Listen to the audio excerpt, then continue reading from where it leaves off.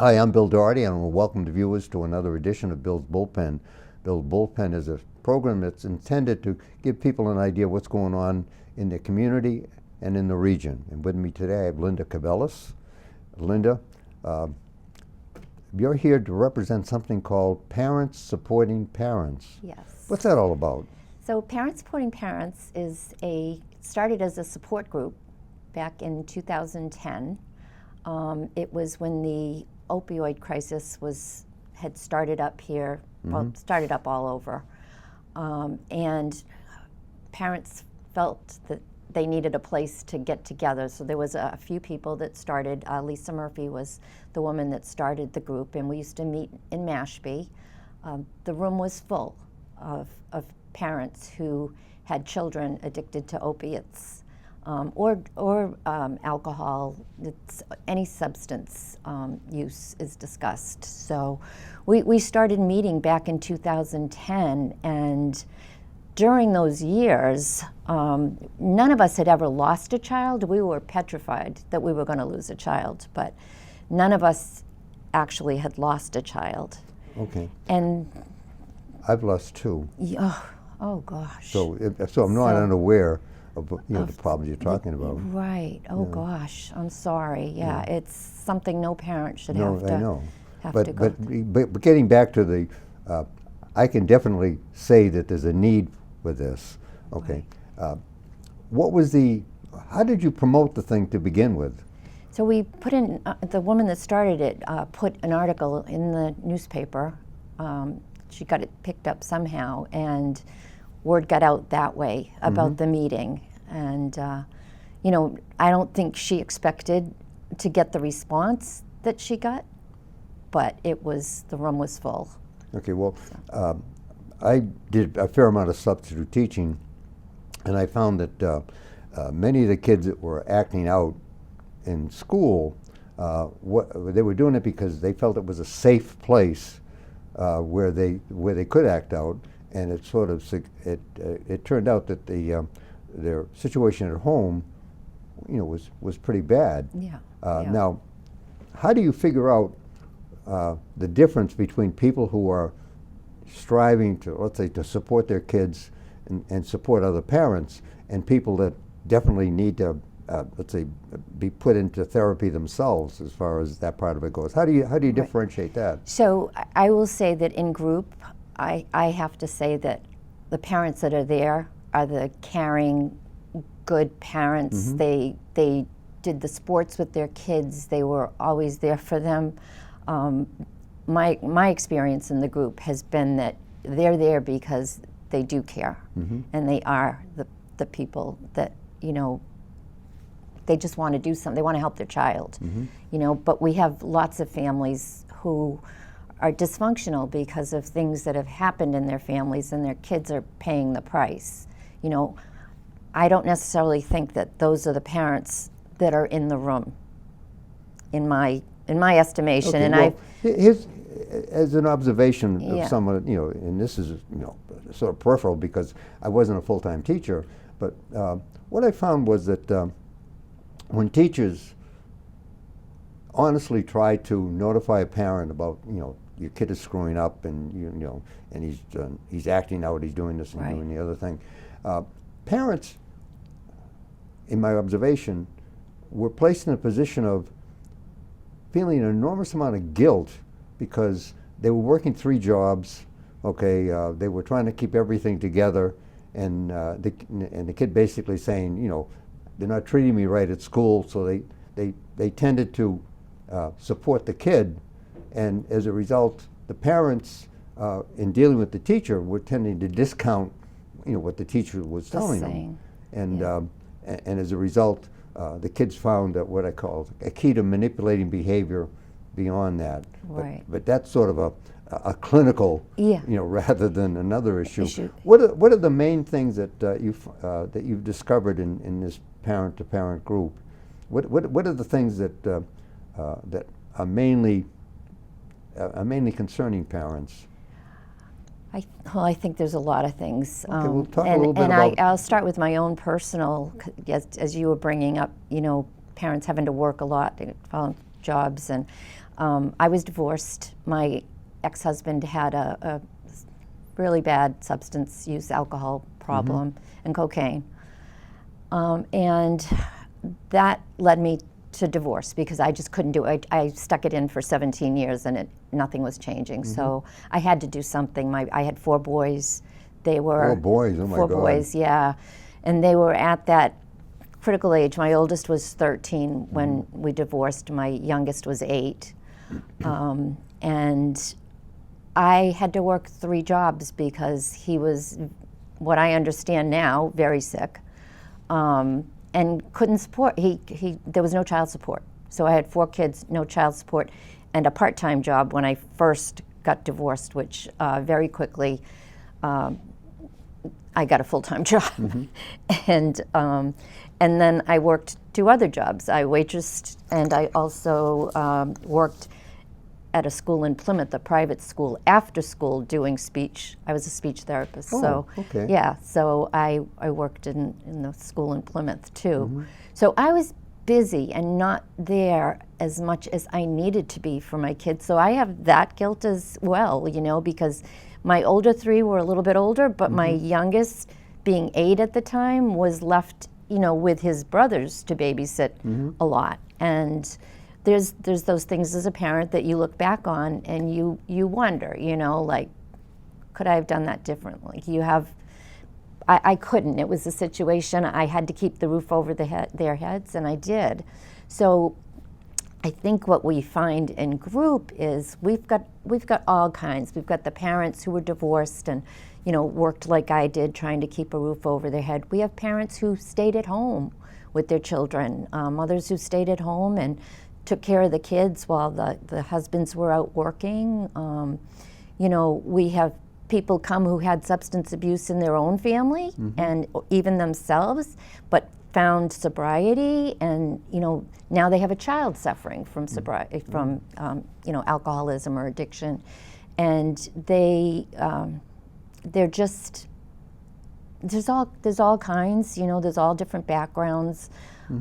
But I have to say the ones that are there are the ones that like really care. I'm sure there are other parents struggling with their children, and they love their children and they care about their children, but the stigma is so big about substance use disorder that they just don't come to a meeting. And unfortunately, I think it can really help them if they do, because you learn things there that you won't learn from not talking and being quiet about it.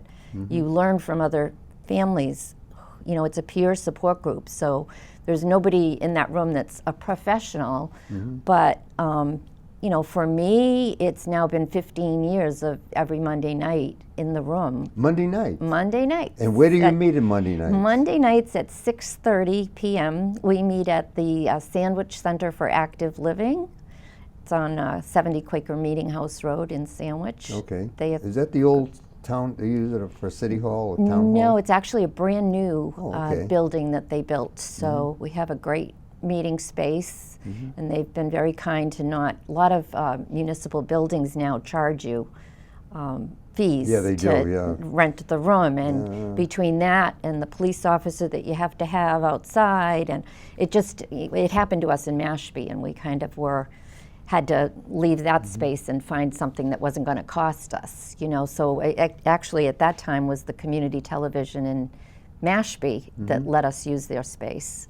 So we were in there, and then it just just in passing, one of my daughters is an LACSW and runs a substance abuse program down, I think it's a Waterside, I think it's in Plymouth. Oh, okay. Yeah, so I get the horror stories from her about both the court, the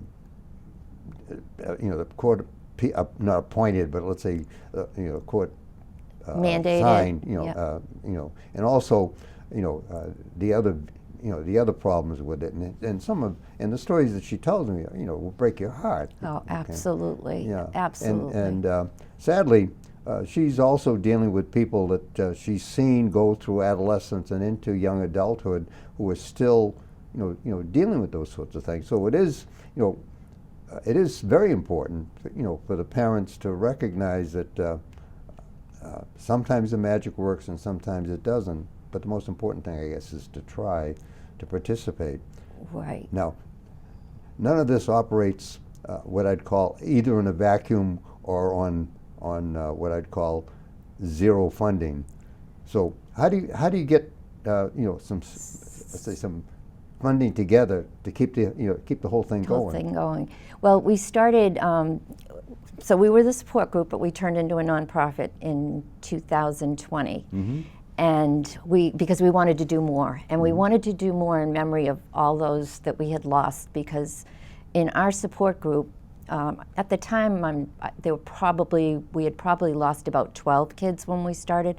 Wow. It's 33, I think we're up to now, of children whose parents were affiliated with our group at one time or another and have lost their children. Mm-hmm. So as those numbers just were growing, we just were like, we need to do something. Like, we need to make their lives matter and make something good come out of something bad. Mm-hmm. So we started, I got together a few friends from group, and I asked them what they thought about this idea of, starting a nonprofit and trying to raise money. And Do you have staff? we have no paid staff. Oh, No really? paid staff. Okay. We are all volunteers. Mm-hmm. So we got together, we came up with the idea. We were going to have a fundraiser at the Weary Travelers.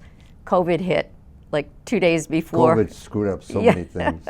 So we were, everything got kind of put on hold, and we were like, well, how can we raise money during COVID, So we started an auction, and we went around to all the area businesses, and we, got them all to donate a certificate or a gift basket or a service.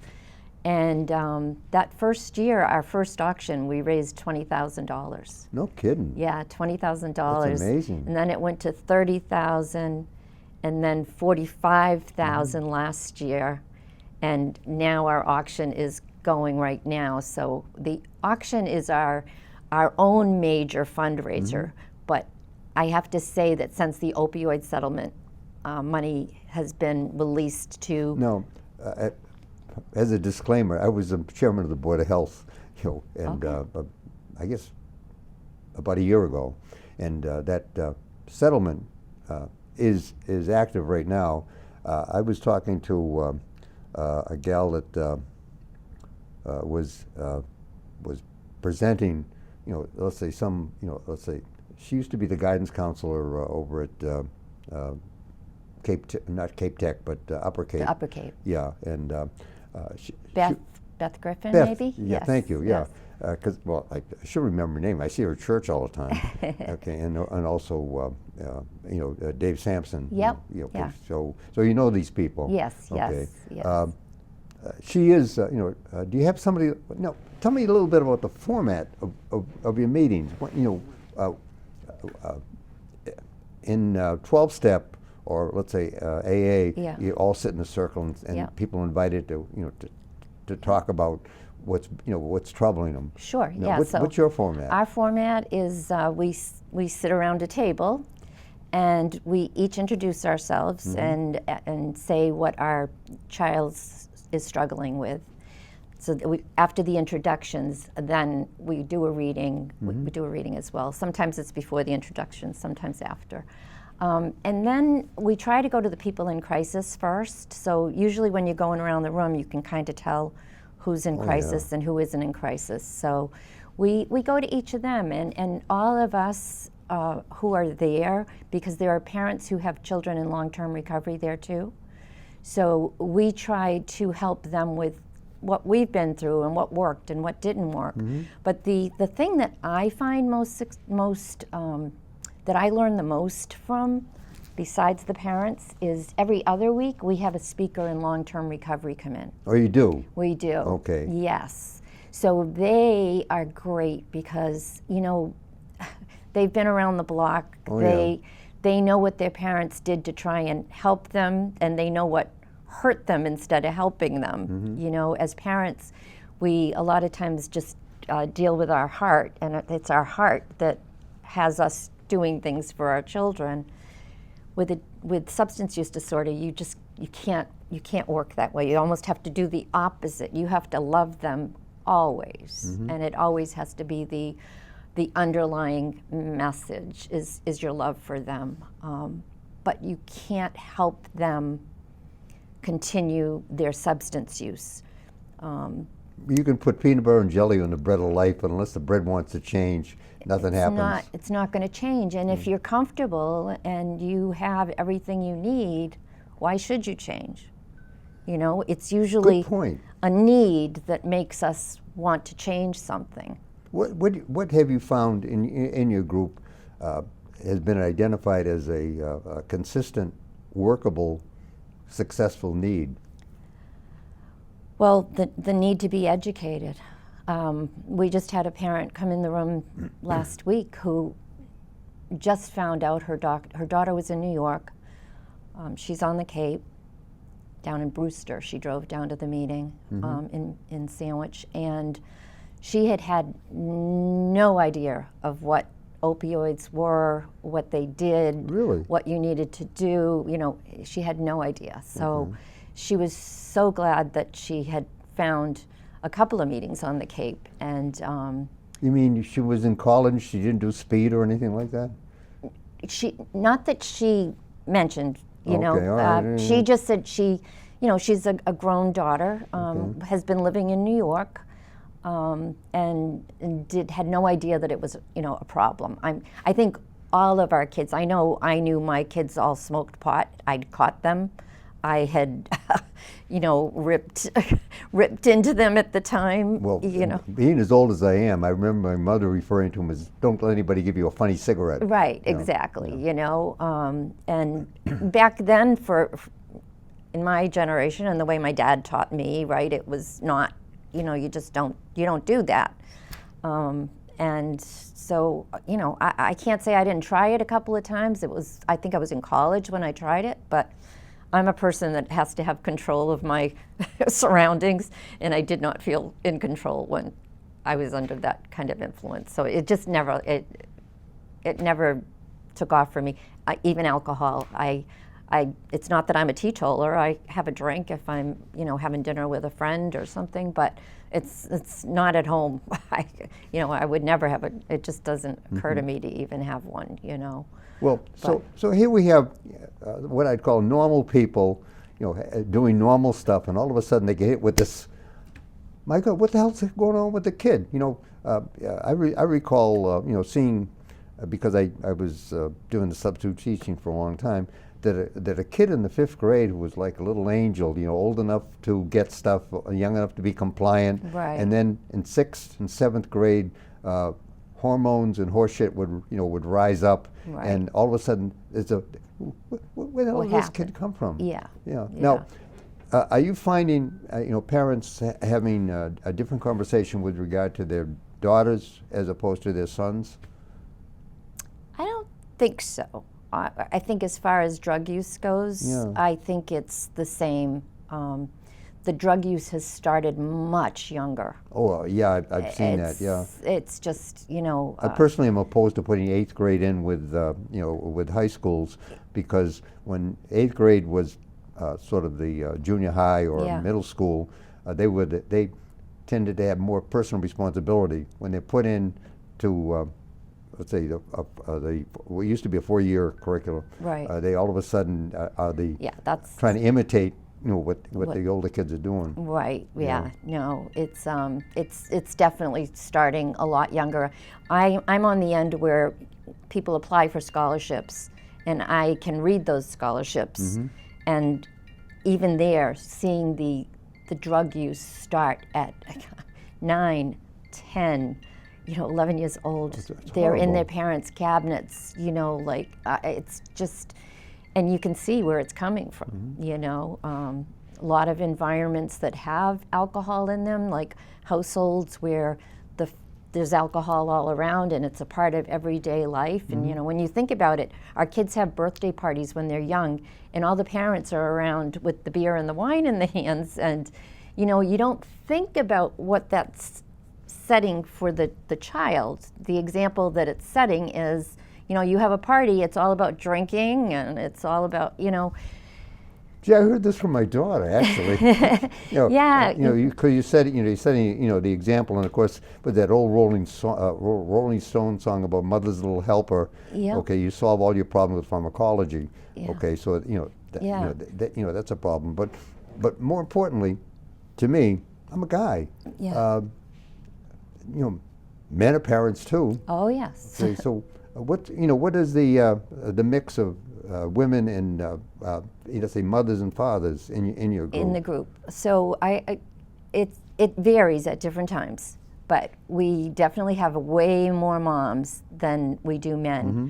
I understand off Cape, it's totally different. Oh, really? Yes, it's like 50-50. If you go near Boston or the cities, it's 50-50. Well, that's good to hear. Yeah, it is Yeah. good to hear, and I'm not sure why it's like that on the Cape, if it's more blue collar. And men, sometimes just don't, they want to have that control, and they feel like they're the king of the castle, and Men think in what I'd call linear terms, point X, going from X to Y to Z, Z, yeah. whereas women think more globally, Right. because they're thinking of all of the other things that surround things. At least that's my observation. But what do Right. I know? I'm just an old guy, Yeah. as far as that part of it goes. Yeah. No, but right now you're going through the auction Yes. period. Okay. Yes. Let's tell the folks a little bit about how they can be involved in this auction. yeah, it would be great. So we are live right now. All you have to do is go online. And where do you go online? You go to parentsfightingaddiction.org. Fightingaddiction.org. You can also put in Parents Supporting Parents in Google, and it will come up with that URL. And on there you can click on the button that says the auction, and that will take you right into the auction. You will find amazing deals. Well, tell me about some of the deals. Yeah, so What's in it for me? We've got a TV, we've got a bike, we've got 131 gift cards, I think, for restaurants. We've got gift baskets. We've got a fishing trip. We've got a cabin in Maine, a home in Maine. There's so many things. It's So paintings, prizes and surprises. surprises and lots of deals, because you can't possibly have enough people in that auction for the amount of items that we have. So Okay, and how long? I know you've already started. Started it, yep. But how long is it going to go on? So it goes until April 27th. Oh, okay. So you only got So well right now. about a week that and would a be half. about another 10 days. Yeah. Okay. So Now, have plenty you of ever thought about extending it for a longer period? Well, actually, most people have them for a week. We thought 2 weeks might be a little long, Okay, yeah. but we never know down the road. We are thinking of changing the time of the year, because businesses are just starting up, this season Yeah. again. So we're like, maybe this would be better to do right around Labor Day, or before Labor Day, or right after Labor Day, when there's still people on the Cape, but businesses are still thriving too. It might make it a little easier for them, but they've been phenomenal. Like we have been able to help so many people because of the business community, and they've just been. I can't explain it. Okay. Well, the Chamber of Commerce for the canal, the canal area, Yeah. does do a lot of support stuff. Right. Marie has been a wonderful, a Yes. wonderful asset for for a lot of organizations. Sure. And recognizing how the business community and the community itself are Right. actually needing each other. Right. Because you want an environment that that's not only safe but productive, and is including everybody. Absolutely, and it's making a difference. I mean, we're getting people off the street. We're getting them into a safe and structured sober home, so that when they leave, so our scholarships are for sober living. The money we raise in the auction. Oh, okay. Yeah, we didn't talk about that. Yeah, no, we didn't talk about that What do you yet. use the money for? So we use it for sober living scholarships. So Okay. when someone is leaving treatment, the safest place to go after, if they go to a halfway house, the next step would be to go to a sober home that's safe and structured, and has rules that they need to go to meetings. Like, it's just the better environment for the brain to heal in, because if they go home or they go back to where they were using with a friend, or they had an apartment, and